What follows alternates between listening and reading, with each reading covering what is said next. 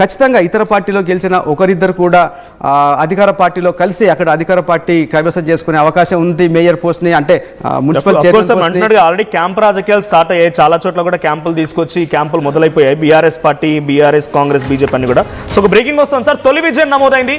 So మనం RTV screen పైన మరొక బ్రేకింగ్ న్యూస్ చూస్తున్నాం. సో మున్సిపల్ ఎన్నికల్లో తొలి ఫలితం వెల్లడించబడింది. సో యాదగిరిగుట్టలో బీజేపీ అభ్యర్థి విజయం కన్ఫర్మ్ చేశారు. 1వ వార్డులో బీజేపీ అభ్యర్థి బోడ రాధా విక్టరీ సాధించారు. సో యాదాద్రి భువనగిరిలో గత ఎంపీ ఎన్నికలు చూసినా, ఆ తర్వాత అసెంబ్లీ ఎన్నికలు చూసినా సో కాంగ్రెస్ పార్టీ విజయం సాధించింది. కానీ 1వ వార్డులో బీజేపీ గెలుపొందింది. ఇక్కడ బీజేపీ గెలుపొంది, అది కూడా ఒక మహిళ అభ్యర్థి అక్కడ గెలుపొందని చూస్తున్నాం. 1వ వార్డులో విజయం కన్ఫర్మ్ చేశారు. సో మొదటి వార్డులో పోటీ చేసినటువంటి బీజేపీ అభ్యర్థి బోడ రాధా విక్టరీ సాధించినట్టుగా తెలుస్తోంది. సో యాదాద్రి భువనగిరి అంటే నల్గొండ, సో ఉమ్మడి నల్గొండ జిల్లాకు సంబంధించి ఉమ్మడి నల్గొండలో కాంగ్రెస్ పార్టీ క్లీన్ స్వీప్ చేస్తుందా అంటే మనకున్నటువంటి ఎగ్జిట్ పోల్ ఫలితాలు చూసినా, లేదంటే ఆ ప్రీ పోల్ ఫలితాలు చూసినా, యాజ్ ఆఫ్ నో రిజల్ట్స్ వస్తున్న విధానం చూసినా 17 ఇక్కడ ఒక మున్సిపల్ కార్పొరేషన్, 17 మున్సిపాలిటీలు, ఒక కార్పొరేషన్, మొత్తంగా 18 స్థానాల్లో కూడా కాంగ్రెస్ క్లీన్ స్వీప్ చేయబోతోంది అనేటువంటి మాట వినిపించింది. కానీ ఇక్కడ నల్గొండలో మరి మొదటి వార్డులో వచ్చిన ఫలితం చూస్తూ ఉంటే బోడ రాధా విక్టరీతో కొంత బీజేపీ పుంజుకుందని చెప్పాలా.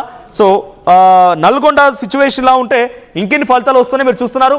Kothagudem corporation Congress 11, BRS 3, BJP 0, MIM 0, ఇతరులు 5 స్థానాల్లో.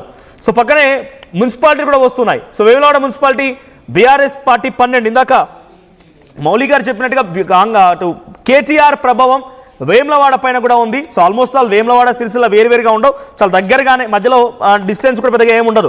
సిరిసిల్లలో ప్రచారం చేశారంటే వేములవాడ కూడా దాని ఇంపాక్ట్ పాకి ఉంటుంది. సో అటువంటి విధంగా వేములవాడ కూడా కొంత ప్రభావం పడింది. కానీ పెద్దపల్లి చూస్తూ ఉంటే పెద్దపల్లిలో ఆల్ ఇండియా ఫార్వర్డ్ బ్లాక్ 5 స్థానాలు. సో అటువైపు పెద్దపల్లిలో కాంగ్రెస్ పార్టీకి సంబంధించి 24 స్థానాలు. చాలా పెద్ద ఎత్తున అక్కడ ఉత్తర తెలంగాణ వ్యాప్తంగా కొన్ని మున్సిపాలిటీల్లో ఇతరులకు కూడా చాలా ప్రభావం చూపించే అవకాశం ఉంది. So Khammam results, Edulapuram results చూస్తున్నారు. సో ప్రతి మున్సిపాలిటీకి సంబంధించి వార్డు నుంచి మొదలుకుంటే, వార్డులో వచ్చేటువంటి రిజల్ట్స్ నుంచి మొదలుకుంటే మున్సిపల్ చైర్మన్ ఆ పీఠాన్ని అధిరోహించేటువంటి రిజల్ట్స్ వరకు ప్రతిదీ కూడా ఆర్టీవీ మీకు మెయిన్ అప్డేట్ ఇవ్వడంతో పాటుగా క్లుప్తంగా ఇన్ డీటెయిల్డ్ నెంబర్స్ చూపించే ప్రయత్నం చేస్తోంది. సో యాజ్ ఆఫ్ నౌ మనకున్నటువంటి ఇన్ఫర్మేషన్ మేరకి దాదాపుగా 4-5 కార్పొరేషన్లో కాంగ్రెస్ పార్టీ జెండా ఎగరడం ఖాయం. సో అత్యధికంగా మెజార్టీతోనే 5 కార్పొరేషన్లో, అటు మంచిర్యాల, రామగుండం, ఆ తర్వాత నల్గొండ, మహబూబ్ నగర్, ఖమ్మం, ఈ ప్రాంతాలు, కొత్తగూడెంకి సంబంధించిన ప్రాంతాల్లో సో ఇక్కడ పీఠం ఎగరేయబోతోంది. సో 2020 ఎన్నికల్లో కూడా మౌలి గారు చెప్పినట్టుగా 2020 ఎన్నికల్లో కూడా కరీంనగర్, నిజామాబాద్ 2 ప్రాంతాల్లో కూడా బీజేపీ ప్రాబల్యం చూపించింది. అటు కాంగ్రెస్ని ఢీకొట్టి మరి అక్కడ కొన్ని స్థానాలు కాపాడుకుంది, అక్కడ గెలుచుకోగలిగింది. కానీ చిట్ట చివరన అధికార పార్టీగా ఎడ్జ్ ఉంటుంది కాబట్టి అధికార పార్టీ వైపుగా ఎక్కువగా మొగ్గు చూపుతుంటారు. సో అధికార పార్టీ వైపే అక్కడ బీఆర్ఎస్ పార్టీ చైర్మన్ పీఠను అధిరోహించింది. So coming back to Warangal ఒకసారి వెళ్దాం. వరంగల్లో మున్సిపాలిటీలు కానీ లేకపోతే ఆదిలాబాద్ మున్సిపాలిటీలు కానీ. మనోజ్, ఇక్కడ మీరు ఏదైతే చెప్తున్నారో ఒక స్థానంలో బీజేపీ గెలిచిందని, నిజానికి ఇది ఇంకా అఫీషియల్ కాదు. ప్రస్తుతం మనం చూస్తున్నాయని కూడా బ్యాలెట్ పోల్స్ మాత్రమే. ఇది అంటే బ్యాలెట్ పోల్లో బీజేపీ లీడ్లో ఉంది అనేది మనకు స్పష్టంగా అర్థమవుతుంది. కానీ ఇప్పటికైతే అక్కడ బీజేపీ విజయం అయితే కాదు, అది అంతిమంగా రిజల్ట్ ఇంకా రావడానికి కొంత టైం పడుతుంది.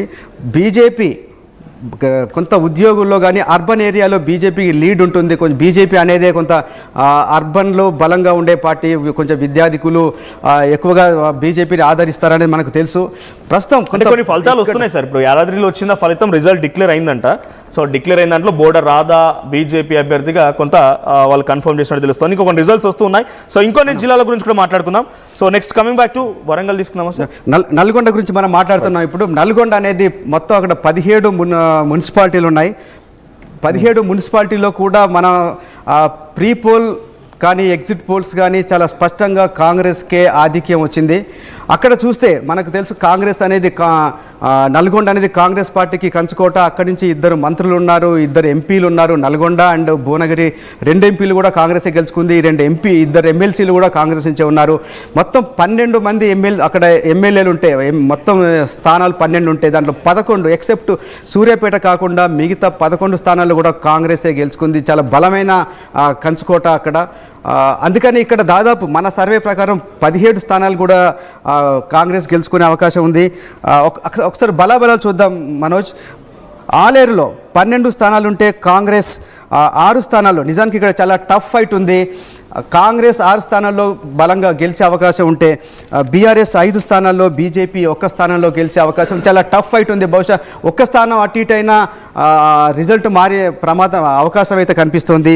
యాదగిరిగుట్టలో 12 స్థానాలు ఉన్నాయి, 12 వార్డులు ఉంటే బీఆర్ఎస్ నిజానికి మనం ముందు చేసిన సర్వేలో 5 సీట్లు గెలుచుకుంటుందనే మనకు ప్రీ పోల్ సర్వేలో తేలితే ఎగ్జిట్ పోల్స్లో బీఆర్ఎస్ బలం 5 నుంచి 2కు పడిపోయే అవకాశం కనిపిస్తుంది.